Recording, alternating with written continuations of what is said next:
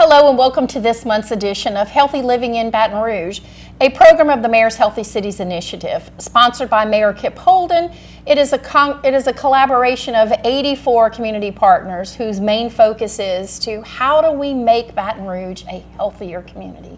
And Healthy Living in BR is our monthly program. We share with you the information from our community partners so that you can help make healthier lifestyle choices and decisions.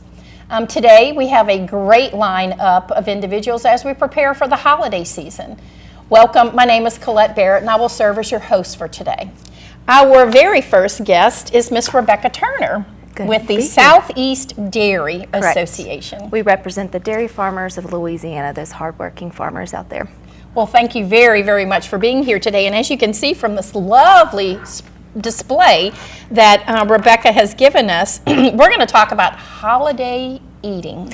Yes, I mean, it's true. The average American gains that 5 to 10 pounds between the holiday season and New Year's, right? And a lot of times we think it's because of all the extra goodies and they serve their place. But also our schedule gets off that we don't think about. It gets cold outside, we come in, less activity. And then there's also all the treats and the goodies that go on throughout the year. So people just need a few strategies and a few tips to make it through the holiday season without having to ditch all of their favorites. And I think that's what we're going to do here today is we're going to share some different thoughts and ideas about what some of those tips might be. Correct. So the first thing I would really want to do is take your traditional recipes and look where you can make swaps or exchanges without changing the flavor or the texture, because that's the first thing people kick out healthy food for, is it's a different taste or texture.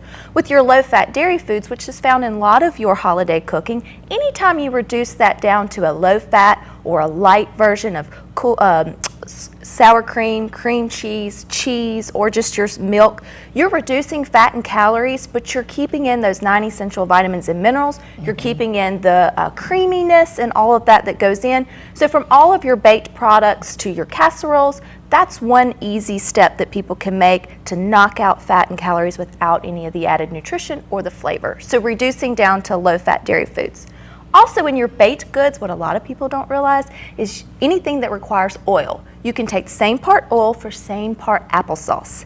You cut all the fat out, but you leave that moisture that's needed to make your muffins or your cupcakes or your cakes, breads moist and delicious. And it's an easy trick with kids or with adults to not know that that's missing. Now, it doesn't work for butter, but anything that does call for oil, you take, so if it's 1/4 cup of oil, you do 1/4 cup of applesauce.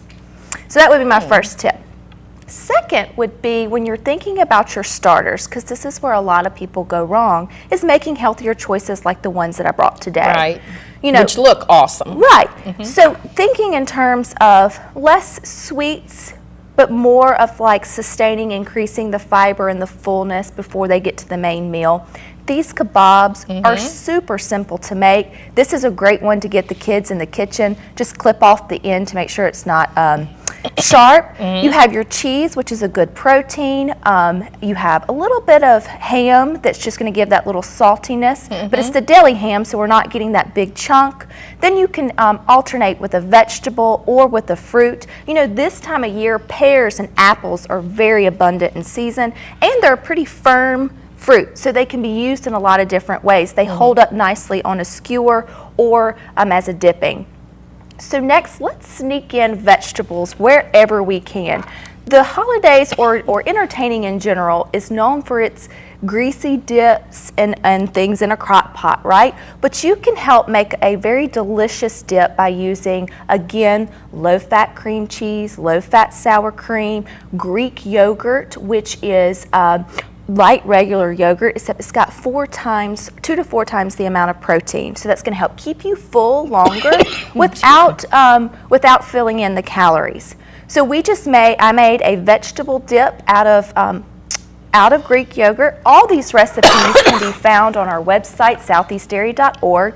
But switching out the crackers and using a whole grain cracker instead of the chips really is going to add fiber. It's going to fill up your guest. Sneaking in these cute carrots instead of just the baby ones. These juliennes really just make it easier for dipping.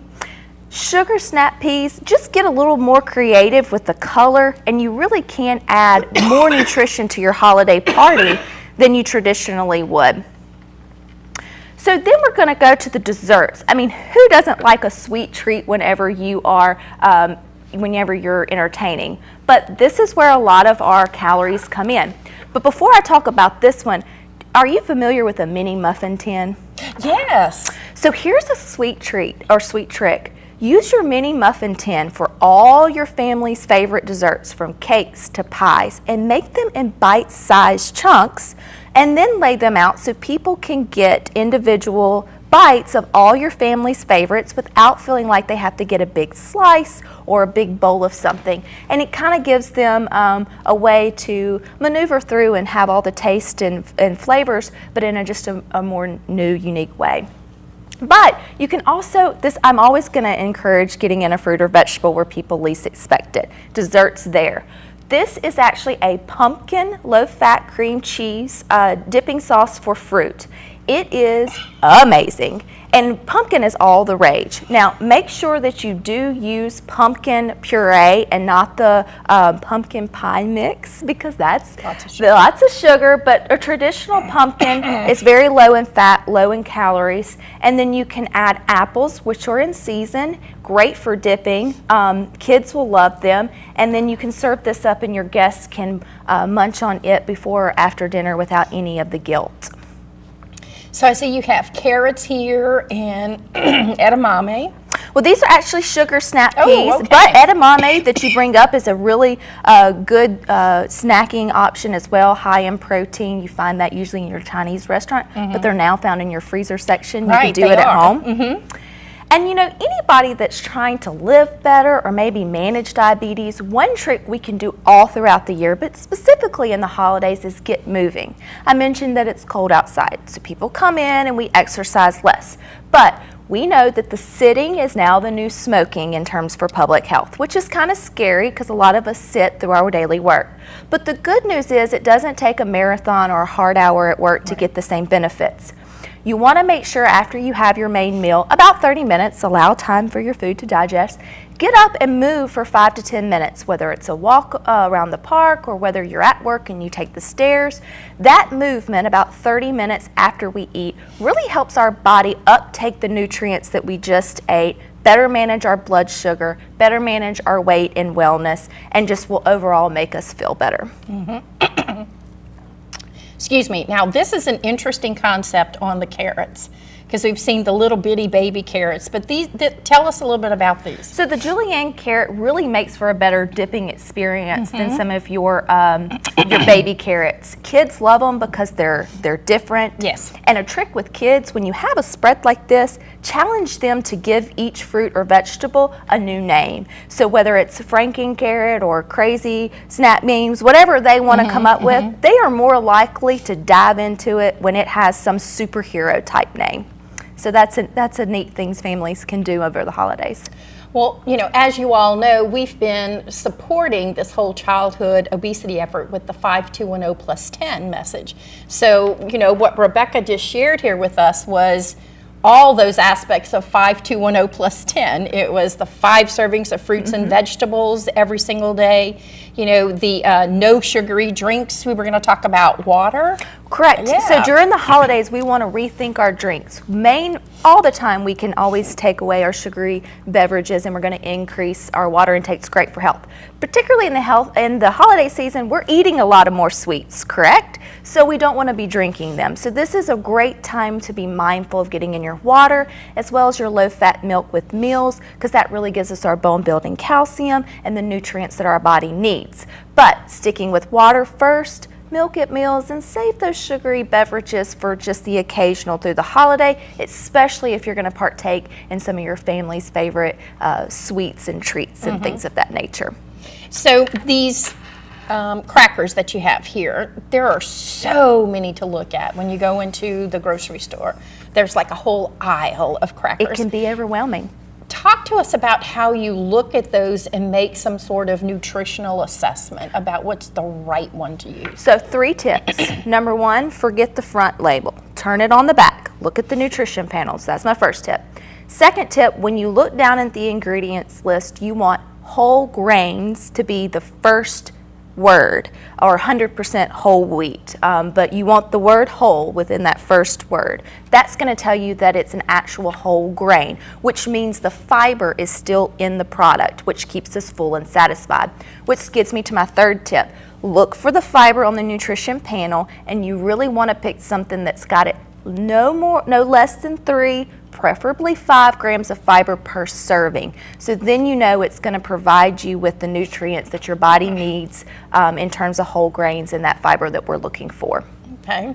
Now, you talked about these different types of dips, and you talked about the pumpkin, but tell us a little bit more about this one. Okay, so this one's made 3 simple ingredients with salt and pepper. You have a block of fat-free cream cheese, you have a half a cup of low-fat sour cream, and a 1/4 a cup of light mayonnaise. Now, that's not gold standard for everyday snacking, right? But in terms of our holiday season, you mix those all together, little salt and pepper, your guests and your family will love it, and it's a great pairing with our fresh vegetables. So we see, once again, I'm taking you on a grocery shopping tour. Please do. Mayonnaise, all in the aisles. They've got canola, they've got olive oil, they've got low fat, they've got no fat. Talk to us about what's the healthier option. Okay, so there are some things in life that need a little fat, and mayonnaise is just going to be one of those. They do have fat-free options, but anytime you remove fat from a product, they're going to add salt and sugar, okay? And anytime they remove salt and sugar from a product, they typically add fat. So I like to tell people, let's meet in the middle, because if you choose a lighter variety, especially with mayonnaise, you're getting half the calories, half the fat, but you still have the flavor and texture that your brain and your habits want. So it's a good compromise. And remember, a teaspoon is a serving, not a big tablespoon when you're making your sandwiches and spreads. So it's just about compromising without giving up those flavors and textures that make us enjoy the food that we want. Good. So thank you so very much for joining us today and sharing these holiday tips on how we can make healthier choices during the season while maintaining our family traditions and such. So Rebecca, thank you so very much for driving in from Mississippi to be with us here today. Good to be here. I feel like Louisiana is my second home as well, so it's my pleasure. Well, welcome to Baton Rouge, and we're going to take a short break, and when we come back, we're going to have a great guest talking about a brand new resource in our community all around healthier eating.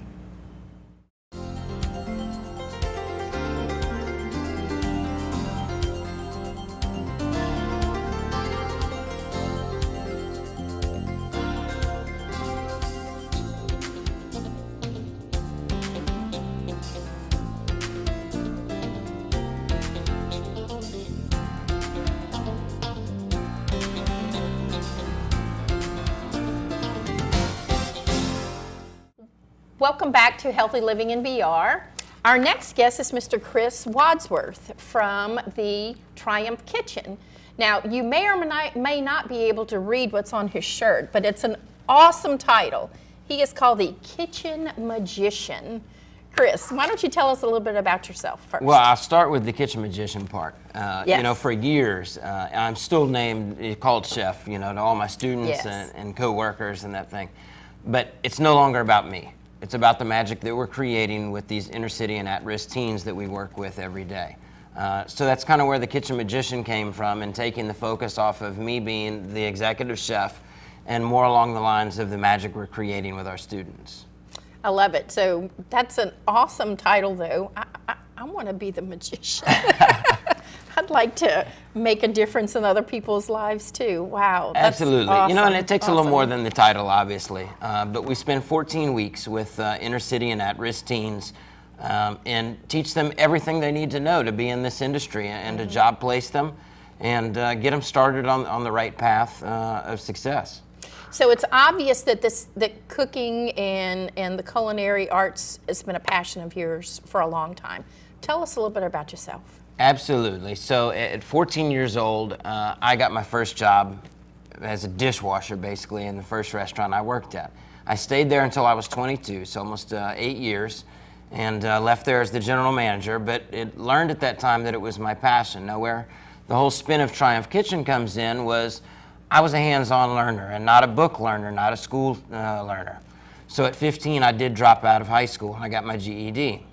There was no culinary school for me, no college, anything. I just wanted to be a cook. I just wanted to be a chef and be hands-on. So that's kind of where my drive for helping that next generation came out, and a lot of these kids that have taken the same path as me.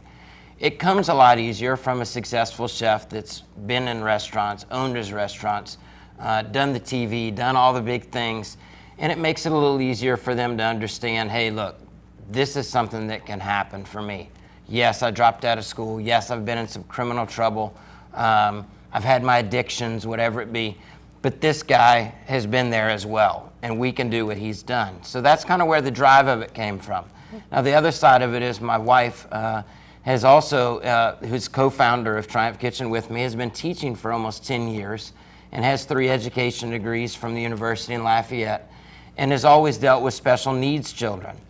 So blending our 2 passions together is what created Triumph Kitchen. Oh, wow. What an awesome thing to do together collectively. Well, thank you very much. Yeah. So you guys have been in existence for about 18 months now, but you're getting ready to move into or have just moved into some new space? Yes, so basically what happened was I opened a restaurant downtown here about 3 years ago. It was a huge success, voted top 100 hottest restaurants in the nation within 6 months of being open. And we had a really good buzz going on, and the downtown area was just really supportive of me. So we decided when we opened Triumph Kitchen almost 18 months ago, we're going to stay downtown. There's a lot of supporting organizations. There's a lot of folks that can benefit from our students. After being down here about a year or so, decided that we really needed some more space and we needed to be around some like people. So we had the opportunity to move into the Family Youth Service Center, which is the old visually impaired campus on Government. Huge campus. We have over 6,000 square feet now. We have our own parking, all those good things that we really needed as a growing, thriving business. The bigger side of it was we ended up with 2,800 square feet of garden. We've got livestock on the way now. We were able to take that program from here onto another level. And actually being able to teach these kids where the food comes from, how it's grown from seed to plate, and truly be able to focus on that farm to table, that fresh food. And that's where I wanted the program to be. Wow, wow. Now, did they have an industrial kitchen there at the school? Well, they did, and we were lucky that being that it was a campus for a number of years, there was a cafeteria on site. Well, cafeteria is definitely not a restaurant kitchen by any means, but the bones were there of it. The exhaust fan was there, the Ansel system, those kind of things that we needed to be able to get the program started. Right. Brought in a lot of my own equipment, made some adjustments, redid the whole dining room and the cosmetic side of it, and we were able to accomplish having a full-service cafe, which is open Monday through Friday. So you're open to the public now. Mm-hmm. Okay, Monday through Friday. What are your hours? We open at 8 a.m. for breakfast, and we roll straight into lunch right at 11 o'clock, and we stay open until 1. At 1 o'clock, our students transition into their life skills portion of the class, which is they start dealing with the appropriate foods in their own pantry, job interviewing, resume building, interviewing, all those things that they really need once they get those basic skills in order to get in the job. Okay, and so how do the students go about applying with you all? It's very simple. It's on our website is the first step. It's triumphkitchen.org. There's an application process there that's under the student tab. They fill out the application, they send it in to us, and we basically go through a 3 or 4 interview process after that time. With themselves, their mentor that they might have at home, whether it's mom, dad, aunt, uncle, grandma, the next door neighbor, whoever it be, and we go through and assess what the needs are. Mm-hmm. And so there's a cost to this school? It is absolutely free from the students, being there 14 weeks to their uniforms. They eat with me every day. I place them, I mentor them. There is absolutely no cost to them. So how do you run this nonprofit? Tell me how the community can get involved. Absolutely. It's fairly tricky. I mean, from a business standpoint and being a restaurant owner and chef all my life, I've always tried to make it as self-sustainable financially as I could. Obviously, there's a lot of grants out there. There's a lot of funding out there. It's chasing it down, tracking it down, convincing folks that they need to buy into it. The easier side for it, for me, is open this cafe 5 days a week and let these guests actually come in and experience what these students are learning. You come in there and have lunch with us, it helps keep the doors open. We do a ton of catering, off-site, on-site. We've done it all. We travel to cater. All of those things are what help keep this place up and going.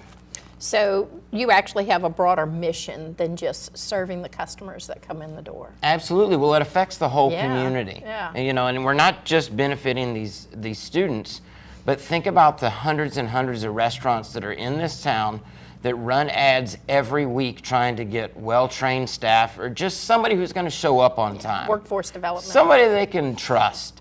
Now it's as simple as them picking up the phone, calling me and saying, hey, chef, I need a fry cook, or I just need a hostess. I need somebody that can smile. I need somebody that's going to be here at 10 o'clock every single morning, and we can take care of that problem for them. Wow. So that's really an interesting business concept, because not only are you producing a service for the community, you're a workforce development, paying Right. it forward in the Right. future. Absolutely. Really good. So let's talk about how we can find out more about your organization. You said you have a website, Triumph Kitchen. TriumphKitchen.org. And so if we go to your website, we can see all of your different applications, like, how catering. Absolutely. You can see everything from all of the things that we do for the community, all the things that we do for our students. Everything's there on the website. Now, it's 2014. I got to tell you, social media is where it's at. All right.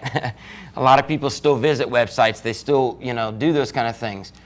Facebook, Twitter, Instagram is where it's at, because that's the daily updates.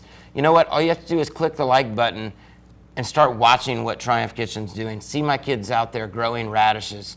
Watch 2 days later and see what they're doing with them. Those are the kind of things that truly show off what we do as a program. And so, this is very interesting. You also have parties in your place. We do. We have parties there all the time, and the events are certainly a great funding tool for us. But the other side of that is it's real life experience for these students. Well, it's almost that the benefit to the organization, like coming up very soon, Catholic Charities will have their Christmas celebration with you, and so it was very interesting to see, it's going to be at Triumph Kitchen. I went, what is that? And then to see that you're going to be on our program, I was like, okay, there's a message here. We Right. need to be paying attention Right. to this program, because it's really about paying it forward to the young men and women who really Absolutely. want to do this in our community. Absolutely, and we're looking at the next generation, and the next generation is it's a challenge. I mean, it definitely is. We all grew up a little bit different, and I have a very similar background to a lot of my students. There was some troubled past in there. There was some addictions. There were some wrong choices. We've all made them. But these opportunities that are now present for them are making the difference. And if we don't care about the next generation, who's going to? Right. I mean, we can sit around and talk about the wrong things they've done and the criminal side of it and the mischief they get into. What are we doing to help them? So you've taken that step Absolutely. to give them a hand up. Absolutely. So let's talk about what you train them to do in your program. Okay. Talk to me about your 14-week. Well, the 14 weeks is, it starts very basic. There's, first of all, I don't ask them to do anything I haven't ever done myself. And I started as a dishwasher. I started as a bussing tables. Those are some very key elements. I mean, how many people have ever been to a restaurant and you get a coffee mug that has lipstick on it? I mean, we've all seen it, right? Or we get a plate that's got a smudge on it, or a dirty fork. Mm-hmm. That all starts with the dishwasher, and that's a very important aspect of the business.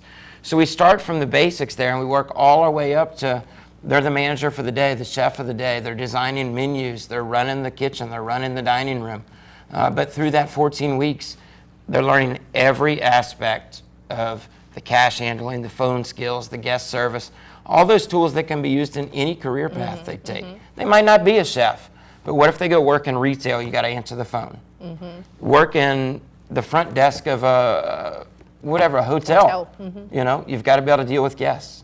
So all of these things are basic skills that they need to be able to survive in this industry. And so, as you said, one of the things was managing their own pantry. So looking at their own lifestyle choices and how they can be healthier individuals. is a part of Absolutely. I that. mean, you may not be a chef, but you're going to have to cook for yourself, your family, your kids, your neighbors, whoever it be. You've got to be able to have the appropriate things in your pantry to be able to create well-balanced meals. Well, Chris, thank you so much for being here and present with us. And gosh, we wish you well with your endeavor. And I look forward to visiting your place coming up really soon with Catholic Absolutely. Charities. Well, thank you very much for having me. You're very welcome. You're very welcome. So as we prepare for the holiday season, want to just update you on some of the things going on. If you go to our website, healthybr.com, you can find out information and resources about free health screenings, any of the health fairs that are coming up, or any of the information about how to sign up for the Affordable Care Act. Breadstick Farmers Market, the mobile market's back. And so our regular 4 stops on Wednesdays at Scotlandville Library and Star Hill Baptist Church. And then also on Thursdays with the Delmont Service Center and the Leo Butler Community Center. Please be sure to check out any of the 4 Healthy Corner stores, Sewell's Community Grocery, Kelly's Meat Market, Beechwood Meat Market, or Capital Grocery to see the amazing things that these corner stores are doing to change health options and food choices in local communities.